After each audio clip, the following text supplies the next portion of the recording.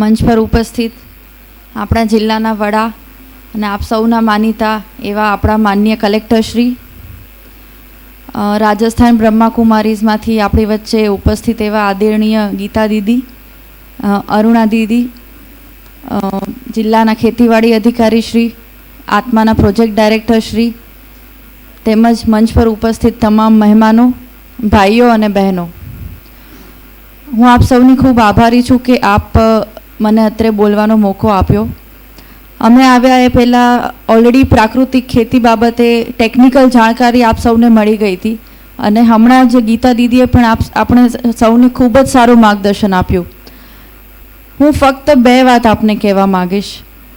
પ્રાકૃતિક ખેતી વિશે મને જેટલો અનુભવ છે કે મારા ધ્યાનમાં જેટલા કિસ્સાઓ આવ્યા છે, મોટાભાગના ખેડૂતોને અમુક પ્રશ્નો એવા હોય છે કે પ્રાકૃતિક ખેતીથી જે ઉત્પાદન મળવું જોઈએ એ ઓછું થઈ જાય છે અથવા તો મળતું નથી. બીજી બાબત એવી હોય છે કે પાક બગડી જાય છે, પાકનો નાશ થઈ જાય છે, કદાચ કોઈ જીવાત આવી જાય છે. આત્માના જે પ્રોજેક્ટ ડાયરેક્ટર શ્રી છે એમની સાથે મેં ઘણા પ્રાકૃતિક ખેડૂતોના જે ફાર્મ છે એમની મુલાકાત લીધેલી છે અને અત્યાર સુધી આવો એક પણ કિસ્સો જોવા નથી મળ્યો. મોટા ભાગે ઉત્પાદનમાં ઘટાડો નથી થતો પણ સમયાંતરે વધારો થાય છે. જે જીવાતની ને એ બધી બી વાત છે, તો જે ગાય આધારિત પ્રાકૃતિક ખેતી છે એમાં આજ સુધી એવો પણ કિસ્સો કોઈ ધ્યાનમાં નથી આવ્યો કે જેને લીધે પાક બગડી ગયો હોય. અને સૌથી મહત્ત્વનો પ્રશ્ન માર્કેટિંગ, કે એ ઉત્પાદનોનું વેચાણ, કેમ કે અમુક સમય સુધી જો વેચાણ ના થાય તો એ બગડી જવાનો બી ભય રહેતો હોય છે. તો આ માધ્યમથી હું આપ સૌને જણાવવા માગીશ, ગુજરાત સરકારના માધ્યમથી આત્મા દ્વારા આપણે જે પ્રાકૃતિક કૃષિ કરતા ખેડૂતો હોય છે એમને એક સર્ટિફિકેશન ટાઈપનું એક આપીએ છીએ, જેને લીધે ડાયરેક્ટ એ લોકો જે કસ્ટમર્સ છે એમને વેચાણ કરી શકે. જિલ્લા પંચાયત ઉપર એક વેબસાઇટ દ્વારા એક લિંક પણ ક્રિએટ કરેલી છે અને એ લિંક પર વિવિધ ખેડૂતો જેમ જેમ સિઝન વાઇઝ પોતે શું ઉત્પાદન કરવાના છે એની માહિતી આપે છે. અને મને જણાવતા ખૂબ આનંદ થાય છે કે અત્યાર સુધી ખાસ કરીને જ્યારે ઉત્પાદન કરવાના હોય એ સમયે જ એમના કસ્ટમર્સ બુક થઈ જાય છે. આપ સૌને કદાચ ધ્યાનમાં હશે કે હવે શહેરના લોકો પણ પ્રાકૃતિક પેદાશો તરફ જ વળી રહ્યા છે. આ વખતે મારે પોતાને ઘઉં લેવાના હતા, મેં જીતેન્દ્રભાઈનો સંપર્ક કર્યો તો એમણે મને ખૂબ જ સરસ વાક્ય કીધું કે મેડમ, મોટા ભાગે તો જે ખેડૂતો પ્રાકૃતિક ઘઉંનું ઉત્પાદન કરતા હોય છે એ લોકો એમના જે કસ્ટમર્સ છે એમના જરૂરિયાત મુજબ જ કરતા હોય છે, એટલે ઉત્પાદન થાય એ પહેલાં જ એમના વેચાણ કોને કરવાનું છે ફિક્સ થઈ ગયું હોય છે, એટલે બહુ લિમિટેડ માત્રામાં મળી શકશે. તો એ એક ડાઉટ પણ આપના મનમાંથી કાઢી નાખજો.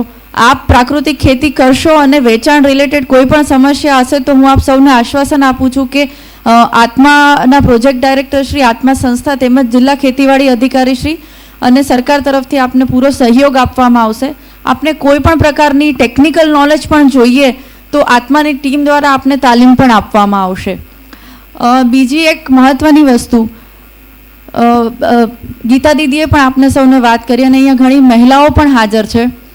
આપણે જ્યારે જમવાનું બનાવીએ છીએ તો આપને સૌને ખબર છે કે ઘરમાં ઝઘડો થયો હોય અને પછી જમવાનું બનાવીએ એમાં તમે ગમે એટલા સારા મસાલા નાખ્યા હોય, ગમે એટલું સારું કર્યું હશે પણ એનો સ્વાદ નહીં આવે, કેમ કે એમાં આપણો પ્રેમ નથી હોતો, અથવા તો પ્રેમ હોય પણ થોડો ગુસ્સો બી હોય છે. અને બધી મહિલાઓ એ વસ્તુ માનશે? જવાબ આપો. રાઈટ? મને પણ અનુભવ છે, ઘણી વખત ઝઘડો થઈ જાય તો એમ થાય કે ચલો બનાવી નાખ્યું, પણ એમાં બનાવવામાં પણ મજા નથી આવતી અને એનો સ્વાદ પણ નથી આવતો ઘરના લોકોને. તો એ તો રસોઈની વસ્તુઓ છે, પણ એ બધી વસ્તુઓ આવે છે ક્યાંથી? ઘઉં છે, શાકભાજી છે, બધી વસ્તુઓ ખેતી આધારિત જ છે.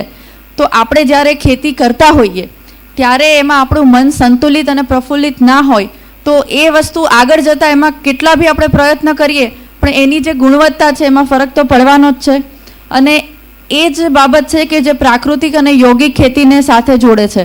આપણે આપણું મન સંતુલિત રાખીને, મન પ્રફુલ્લિત રાખીને આપણે જેવું વાવીશું એવું લણીશું. અને આપણા ગુજરાતીમાં તો કહેવત પણ છે કે વાવીએ તેવું લણીએ. તો એ ખાસ મહત્ત્વની બાબત છે કે આપણે જે ખેતી કરીએ એમાં પ્રાકૃતિક સંસાધનો દ્વારા ગાય આધારિત ખેતી કરીએ, પણ સાથે એમાં આપણા પ્રફુલ્લિત મનથી, સંતુલિત મનથી અને ખુશ રહીને આપણે ખેતી કરીએ એ પણ એટલું જ મહત્ત્વનું છે, જે બાબતે આપ લોકોને આગળ પણ અત્યારે માર્ગદર્શન આપવામાં આવશે.